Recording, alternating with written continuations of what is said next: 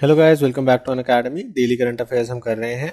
Next हमारा जो important point है वो है 100th year anniversary of Malabar uprising of 1921।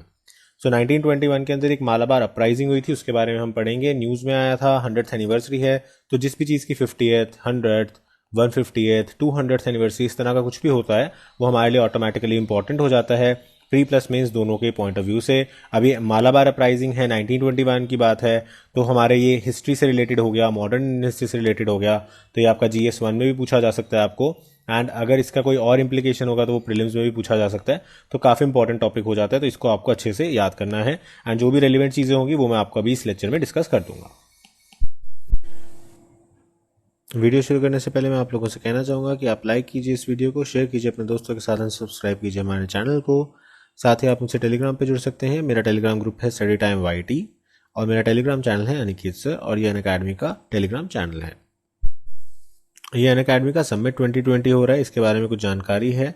जो 3 दिन 26, 27 और 28 जून को आपको 56 टॉक्स और पैनल डिस्कशंस होंगे, जिसके अंदर 56 आइकॉनिक स्पीकर्स आएंगे, जैसे कि आपके शशि थरूर जी हो गए, किरण बेदी जी हो गई, कपिल देव, एक्स प्रेसिडेंट हमारे प्रणब मुखर्जी, राजकुमार राव, जयराम रमेश जो कि इकोनॉमिस्ट भी हैं और MP भी हैं। एंड इसी तरीके से और बड़ी बड़ी हस्तियां जो हैं वो आप लोगों को जो है मार्गदर्शन करेंगी। तो ये बहुत अच्छा इंटरैक्टिव आपका सेशन होने वाला है, इसको आपको ज़रूर अटेंड करना चाहिए। एंड सबसे बड़ी बात ये फ्री ऑफ कॉस्ट है, तो आपको डायरेक्टली अनअकैडमी की साइट पे जाके इसके लिए रजिस्टर कर सकते हो। इस सेशन को लगाने के बाद आपको पता चलेगा कि आपको UPSC क्यों करना चाहिए, किस तरह से आप प्रिपेयर कर सकते हो और अनअकैडमी किस तरह से आपकी हेल्प कर सकता है। और इसके जो कुछ पॉइंट्स हैं वो हम वीडियो के एंड में भी देखेंगे। एंड इसके बाद आप किस तरह से लीडर बन सकते हैं। अगर आप फेल हो गए हैं तो आप आफ्टर फेलियर को एज अ स्टेपिंग स्टोन कैसे ले सकते हो, एक सीढ़ी की तरह उससे आगे कैसे बढ़ सकते हो।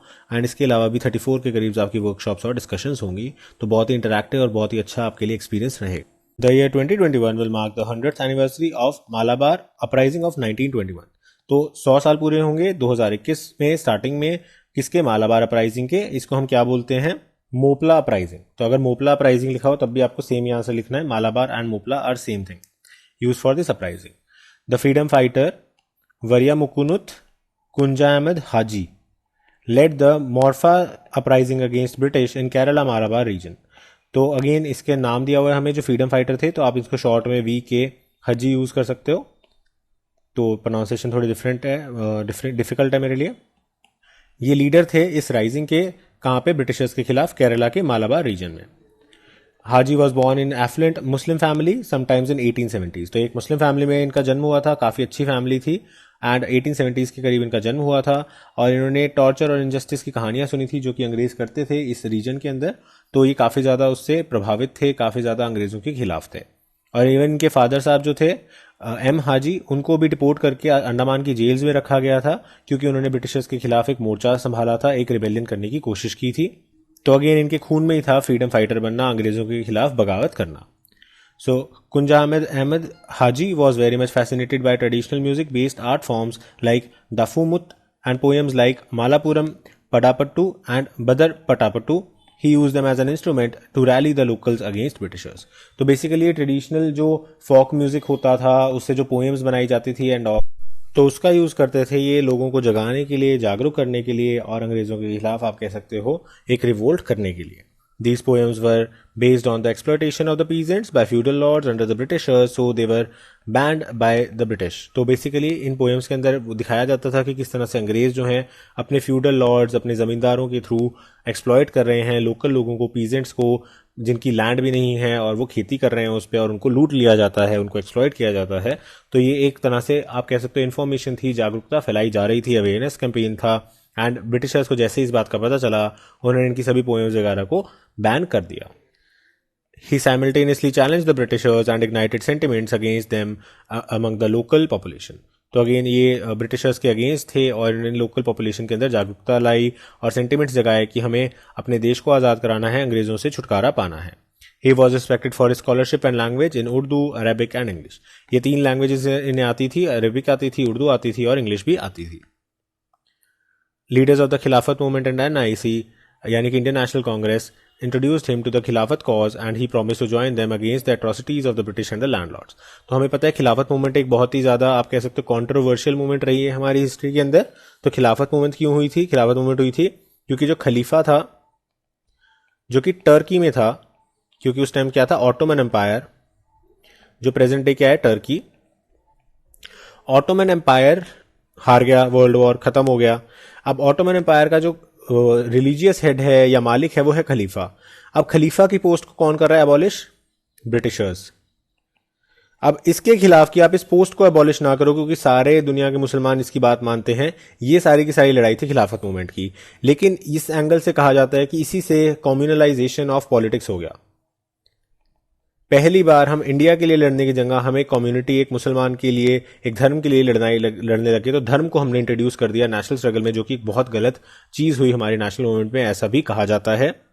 एंड सबसे बड़ी बात, इसका कोई लॉजिक नहीं बनता था, क्योंकि ब्रिटिशर्स इसे अबॉलिश कर रहे थे बिकॉज लोकल पॉपुलेशन कह रही थी। जो लोकल पॉपुलेशन थी वो आतातुर्क,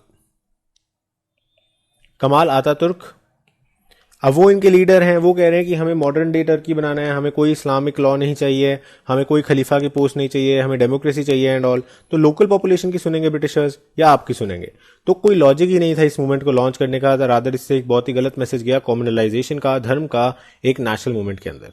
तो अगेन जो भी है कंट्रोवर्शियल पॉइंट है ये। आप अपने विचार इसको बारे में नीचे कमेंट्स में लिख सकते हो, या बेटर है कि आप इस पे 150 वर्ड्स का आंसर लिखो, एक बैलेंस्ड आंसर लिखो और मुझे स्टडी टाइम वाईटी वाले टेलीग्राम ग्रुप पे भेज दो, मैं इवैल्यूएट कर दूंगा। एंड इसके अंदर अगेन इन्होंने इनकी भी रिक्वेस्ट की थी कि आप हमारी हेल्प कीजिए। Haji decided to take arms against the British and took leadership of the Khilafat and was mostly heard in the Calicut and South Malabar। तो जो आपका कैलिकट और साउथ मालाबार वाला एरिया है, जो केरला वाला एरिया है, वहां पे इन्होंने हथियार भी उठाए और खिलाफत मूवमेंट के लिए लड़ाई लड़ी।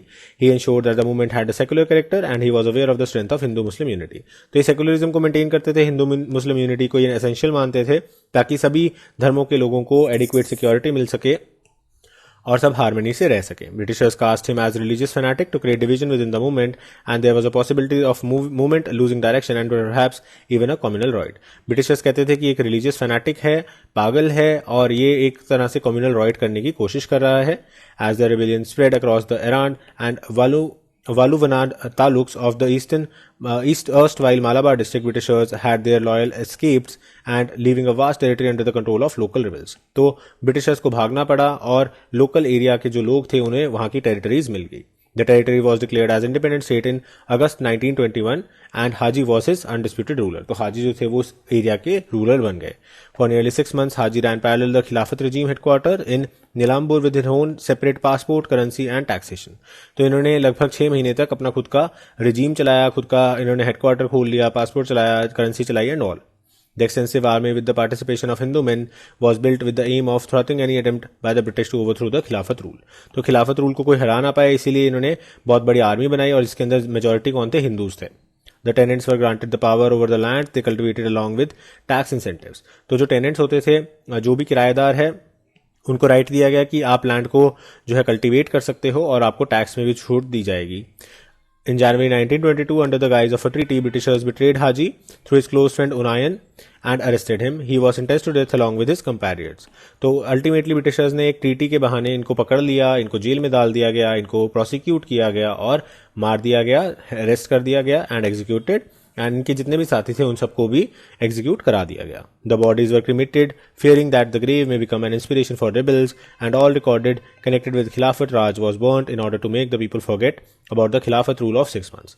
तो सारे के सारे डॉक्यूमेंट्स जो थे उन सबको जला दिया गया and everything was burn to ashes, ताकि किसी को भी ये चीज़ें याद ना रहे। एंड साथ ही साथ इनकी बॉडीज को भी जला दिया गया ताकि यहाँ पे कोई मकबरा वगैरह बना के लोग इनकी पूजा वगैरह ना करने लग जाएं और कोई रिबेलियन को ये जन्म ना दे।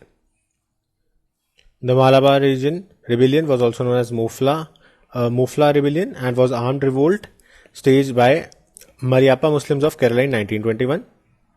Mapila Muslims of Kerala in 1921। In August 1920, Gandhiji along with Shaukat Ali, the leader of Khilafat movement, visited Calicut to spread a combined message of non-cooperation and Khilafat movement। तो ये हमें पता है कि खिलाफत मूवमेंट जो थी वो नॉन कॉपरेशन के साथ मर्ज कर दी गई थी। शौकत अली जो थे इसके लीडर थे। In response to Gandhiji's call, Khilafat committee was formed in Malabar and Mapilas under the religious head of Mahadam Tangal of Ponia, who pledged the support for non-cooperation movement। Again ये ज़्यादा important information नहीं है। During that time, agrarian situation of Malabar was worsening with the low class tenants suffering under the oppressive British rule. तो again British rule बहुत ज़्यादा oppressive था और बहुत ज़्यादा तंग किया जाता था लो क्लास के जो पीजेंट्स वगैरह थे उनको। एंड जो इंडियन नेशनल कांग्रेस थी उन्होंने काफ़ी ज़्यादा कोशिश की कि हम किसी तरीके से जो कल्टिवेटर्स हैं उनको जो है इंडिपेंडेंस दिला सकें और एग्रीगेरियन रिफॉर्म्स यानी कि एग्रीकल्चर के अंदर रिफॉर्म्स ला सकें। अब इसके अंदर भी अगेन कम्युनल एंगल घुसा दिया गया था क्योंकि जो टेनेंट्स थे वो मेजॉरिटी मुस्लिम्स थे और जो लैंडलॉर्ड्स होते थे वो हिंदूज होते थे। तो बेसिकली इन दोनों को आपस में लड़ाने की अंग्रेजों ने कोशिश की थी। इनका सिक्योरिटी ऑफ टेन्योर मांगते थे, रेंट्स बोलते थे बहुत ज़्यादा हाई हैं, रिन्यूएबल फीस है और अनफेयर एक्सट्रैक्शन है। तो ये सब चीज़ें इनकी कुछ डिमांड्स थी जो कि ठीक करना चाहते थे। The British government responded with much aggression bringing the Gurkha regiments to suppress it and impose martial law. लेकिन ब्रिटिशर्स सुनने की जगह और ज़्यादा ऑपरेस करने लग जाते थे। गुरखा रेजिमेंट को बुला दिया गया, मार्शल लॉ लगा दिया गया। उसके बाद वैगन ट्रेजेडी हुई थी। A noteworthy event of the British suppression was the wagon tragedy where approximately 60 prisoners on the way to the prison were suffocated to death in a closed railway goods wagon. तो suffocation से ही 60 लोगों को मार दिया गया था railway के compartments में। The 6 months long rebellion is often perceived to be one of the first cases of nationalist uprising in southern India. तो इसको फर्स्ट केसेस माना जाता है कि नेशनलिस्ट एक मूवमेंट चली सदर्न इंडिया के अंदर। However, the real motive of the revolt still remains highly debatable among the historians. लेकिन रियल मोटिव क्या था वो आज भी डिबेटेबल है। There are some who call it a case of religious fanaticism, जैसा कि मैंने आपको बताया। There are others who look at it as an instance of struggle against the British authority, and there are others who perceive Malabar rebellion to be the peasant revolt under the unfair practice of the landlords. तो इन तीनों तरह ही के cases हमें देखने को मिलते हैं। Fanaticism भी था क्योंकि कहीं ना कहीं हिंदू मुस्लिम का एंगल आया हुआ था, प्लस आपने खिलाफत को जोड़ दिया था इसके साथ जिसका कोई रिलेशन ही नहीं था इंडिया के साथ, क्योंकि जो टर्की के लोग चाहते हैं टर्की के अंदर वही होना चाहिए। तो ऑफकोर्स जो टर्की था उसे लीड कर रहे थे कमाल अतातुर्क। एंड इसके अलावा अगर हम बात करें तो ब्रिटिशर्स का भी इतना कोई रोल नहीं था क्योंकि जो लोकल लोग थे उनको ब्रिटिशर्स के से कोई डायरेक्ट कनेक्शन नहीं था, उनका कनेक्शन था लैंडलॉर्ड्स के साथ। तो हम कह सकते हैं कि पीजेंट रिवोल्ट ही ज्यादा था नेचर में। So with this we have completed the topic. I hope आपको वीडियो अच्छी लगी होगी एंड इन्फॉर्मेटिव लगी होगी। Thank you for watching. Prices आप देख सकते हो, अगर आप 24 मंथ्स का प्लान लेते हो तो आपको 67% डिस्काउंट मिल जाता है एंड एडिशनल 10% डिस्काउंट मिल जाएगा यूजिंग द कोड ANI7। तो आपका टोटल अमाउंट 57,600 बनता है। एंड सिमिलरली अगर आप 12 मंथ्स का प्लान लेते हो तब आपको 54% डिस्काउंट मिल जाता है, प्लस आपको 10% एडिशनल डिस्काउंट मिलेगा यूजिंग द कोड ANI7। अब आपको ये प्लान क्यों अडॉप्ट करना चाहिए उसके बारे में कुछ एडवांटेजेस देख लेते हैं। तो देखिए, सबसे पहली जो चीज़ है वो है कि आप अपने फेवरेट टीचर से सीख सकते हैं। तो इसके अंदर कोई टीचर्स के ऊपर बंदिश नहीं है। बहुत बार ऐसा होता है कि आप ऑफलाइन कोचिंग में जाते हैं और आपको वहाँ पे पॉलिटी पढ़ाने वाले सर जो हैं वो अच्छे लगते हैं और उनका पॉलिटी आपको समझ में भी आता है, लेकिन हो सकता है इकोनॉमिक्स या हिस्ट्री या कोई और सब्जेक्ट है जो आपको नहीं समझ में आता या आप उन टीचर से नहीं समझना चाहते, किसी और टीचर से पढ़ना चाहते हैं। तो उस केस में आपको एक्स्ट्रा खर्चा करना पड़ता है, कहीं और जाना पड़ता है। लेकिन अनअकैडमी प्लस में ऐसा नहीं है। आपको जिस भी टीचर से जो सब्जेक्ट समझ में आता है आप उससे वो पढ़ सकते हैं।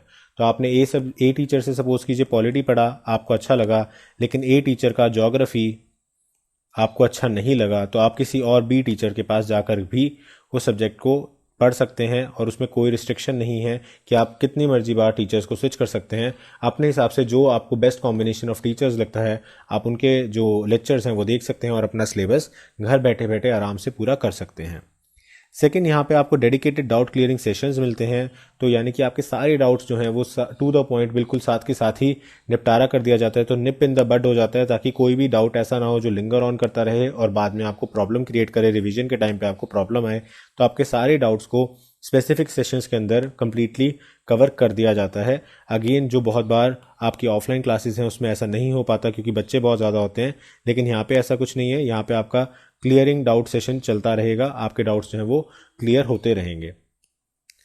उसके बाद आपको एक ही सब्सक्रिप्शन के अंदर मल्टीपल जो कोर्सेज हैं वो मिल जाते हैं और आपको अनलिमिटेड एक्सेस मिल जाता है पूरी अनअकैडमी लाइब्रेरी का। तो सपोज कीजिए आप PCS की भी तैयारी कर रहे हैं एंड IAS की भी तैयारी कर रहे हैं। अब IAS के बीच में आपके UP PCS का एग्ज़ाम निकल जाता है, तो उस टाइम पे आपको UP PCS के लिए कोई स्पेसिफिक कोर्सेज देखने हैं, स्पेसिफिक लेक्चर्स देखने हैं, तो आप वो भी इसी सब्सक्रिप्शन के अंदर देख सकते हैं। तो एक ही सब्सक्रिप्शन आपको अलग अलग एग्जाम्स की तैयारी बेसिकली करा रही है। तो एक ही सब्सक्रिप्शन से आपको बहुत कुछ मिल जाता है। तो अगेन अगर आप अच्छे से इसका फ़ायदा उठाएं तो आप मल्टीपल एग्जाम्स भी क्रैक कर सकते हैं और जो आपकी बेस्ट जो आपको जॉब लगती है आप उसको रख सकते हैं। तो एक ही सब्सक्रिप्शन में आपको बिना डबल पैसे खर्च किए आपकी अच्छे से सारी तैयारी हो जाती है। एंड अगेन घर बैठे बैठे, क्योंकि घर बैठे बैठे एक बहुत बड़ा कंफर्ट है और आपके बहुत सारे पैसे बचते हैं। क्योंकि आप देखिए अगर आप ऑफलाइन कोचिंग में जाते हैं तो आपका एक तो आने जाने का खर्चा लगता है उसमें, उसके बाद कई बार पार्किंग फ़ीस लगती है, उसके बाद अगर आप किसी दूर अपने आप गांव में रहते हैं या आपके शहर के आसपास कोई कोचिंग नहीं है तो आपको जाके रहना पड़ता है, उसमें आपका मंथली एक्सपेंडिचर बहुत बढ़ जाता है, आपका खाने का, रहने का और अन्य चीज़ों का खर्चा बहुत ज़्यादा बढ़ जाता है। तो वो सारे के सारे आपके खर्चे इसमें दूर हो जाते हैं। उसके बाद यहाँ पे रियल टाइम इंटरेक्शन है टीचर्स के साथ। तो ऐसा नहीं है कि वीडियोस चल रही हैं तो आप टीचर से बातचीत नहीं कर सकते या उनसे जुड़ नहीं सकते, बल्कि यहाँ पे आपका जो कनेक्ट है वो अच्छे से होता है। आप लाइव चैट के अंदर क्वेश्चंस पूछ सकते हैं, टीचर साथ के साथ आपको एक्सप्लेन कर सकते हैं। उसके बाद आप पर्सनलाइज डाउट सेशंस ले सकते हैं जिसके अंदर आप टीचर से बात कर सकते हैं। तो टीचर्स के साथ आपका इंटरेक्शन जो है वो पूरा अच्छे से रहेगा, जैसे कि आपका ऑफलाइन क्लासेस में रहता है। तो आप इस चीज़ को तो बिल्कुल मन से निकाल दीजिए कि टीचर्स के साथ इंटरेक्शन नहीं हो पा रहा या डाउट्स जो है वो बच जा रहे हैं, डाउट्स क्लियर नहीं हो पा रहे। इसके अलावा आपको यहाँ पे अनलिमिटेड टेस्ट सीरीज मिलेगी। तो एग्जाम से पहले सबसे ज़्यादा इंपॉर्टेंट होता है कि आपने कितने टेस्ट किए, क्योंकि जितने टेस्ट किए और स्पेशली जो हम टेस्ट में गलत करते हैं चीज़ें वो हमें ज़रूर याद रह जाती हैं। तो इसलिए टेस्ट के अंदर की जो गलतियां हैं वो आपकी बार बार रिवाइज होंगी। तो आपको अलग से टेस्ट सीरीज़ के लिए कोई पेमेंट नहीं करना, इसके अंदर आपके अनलिमिटेड टेस्ट सीरीज़ रहेंगी जिनको आप ज्वाइन कर सकते हो। इसके अलावा हर क्लास के आपको पीडीएफ नोट्स मिलेंगे एंड पीडीएफ भी आपको दोनों तरह से मिलेंगे, एनोटेटेड और बिना एनोटेटेड। तो अगर प्लेन सपोज कीजिए आपने कोई एमसीक्यू का कोर्स लगाया और उसके अंदर आपने प्लेन पीडीएफ फाइल ले ली, तो आप बाद में उसको खुद से प्रैक्टिस कर सकते हो कि आपको कितने क्वेश्चंस याद हो गए। एंड बाद में आप उसे अनएनोटेटेड जो एनोटेटेड है जिसमें टीचर्स ने आपको आंसर्स और रीजंस वहाँ कराए हैं उसके साथ मैच करके देख सकते हो कि आपकी रीजनिंग कितनी करेक्ट थी। तो इस तरीके से आपकी एमसीक्यूज की प्रैक्टिस बहुत अच्छी हो जाती है। प्लस आपको जो थ्योरेटिकल चैप्टर्स हैं उनके भी हर एक चैप्टर के हर एक वीडियो के पीडीएफ नोट्स दिए जाते हैं।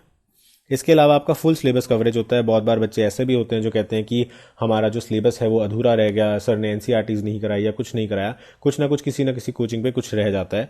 तो बहुत सारी कोचिंग्स जो है वो कंप्लीट भी करा देती हैं, लेकिन कुछ बच्चों का रह जाता है। लेकिन अनअकैडमी पे आपको पूरा पाठ्यक्रम कराया जाएगा, पूरा सिलेबस आपका कवर किया जाएगा। एंड इसके अंदर एक और एडवांटेज है, वो ये है कि अगर आपको लगता है किसी टीचर ने कोई टॉपिक मिस कर दिया या कोई टॉपिक आपको ठीक से समझ नहीं आया, तो आप वो स्विच करके दूसरे टीचर का सेम टॉपिक सर्च कर सकते हो, देख सकते हो। उसके अंदर भी आपको कोई रोक नहीं है, कोई आपके एक्स्ट्रा चार्जेस नहीं है। एंड लास्टली आप सभी वीडियोस को डाउनलोड कर सकते हो और ऑफलाइन भी देख सकते हो। ये अगेन बहुत इंपॉर्टेंट चीज़ है, स्पेशली उन लोगों के लिए जो कि किसी रिमोट एरिया में रहते हैं या फिर किसी भी रीज़न से वहाँ पे इंटरनेट की रिसेप्शन अच्छी नहीं आती। जैसे सपोज करो अभी साइक्लोन वगैरह आ गया था, तो इंटरनेट रिसेप्शन जो थी बहुत सारे एरियाज़ में इंडिया में, वो कोस्टल एरियाज़ की तरफ वो काफ़ी ज़्यादा डाउन हो गई थी। उस केस में अगर आपने सब कुछ डाउनलोड करके रखा हुआ है तो आपका सिलेबस, आपकी पढ़ाई नहीं रुकती और आप साथ के साथ उन चीज़ों को रिवाइज कर सकते हो, उन चीज़ों को देख सकते हो और आपका जो पढ़ाई का नुकसान है वो कहीं ना कहीं अवॉइड हो जाता है। प्लस आपका डाटा भी बचता है। तो अगेन क्योंकि आप बार बार अगर चलाओगे तो आपका डाटा यूज़ होगा, तो उस केस के अंदर आप एक बार ऑफलाइन सेव करके रख लोगे तो उसे जितनी मर्जी बात आप रिपीट पे चला सकते हो और ऑफलाइन सारी की सारी वीडियोज़ को देख सकते हो। तो ये अगेन एक बहुत बड़ा एडवांटेज होता है। तो ये कुछ एडवांटेजेस मैंने बताया आपको क्यों ज्वाइन करना चाहिए अनअकैडमी प्लस। अगर आपको लगता है कि अनअकैडमी प्लस का सब्सक्रिप्शन अच्छा है, आप हमारी वीडियोस देखते हो, हमारी क्वालिटी देखते हो, तो आप ज्वाइन करेंगे तो आपको 10% एक्स्ट्रा डिस्काउंट मिल जाएगा यूजिंग द कोड ANI7। तो इस कोड से आपको 10% एक्स्ट्रा डिस्काउंट मिल जाएगा। तो आपका जो नेट अमाउंट है वो काफ़ी कम आ जाता है। और मैंने आपको शुरू में भी जैसा बताया था, अगर आप 2 साल का सब्सक्रिप्शन इकट्ठे ले लेते हो तो आपको 75% तक डिस्काउंट मिल रहा है और प्लस 10% एक्स्ट्रा डिस्काउंट भी मिल रहा है यूजिंग द कोड ANI7। तो अगेन ये बहुत अच्छी डील है अगर आप किसी भी कॉम्पिटिटिव एग्जाम की तैयारी कर रहे हो। सो आई होप आपको वीडियो अच्छा लगा होगा, इन्फॉर्मेटिव लगा होगा। Thank you for watching this video and have a nice day.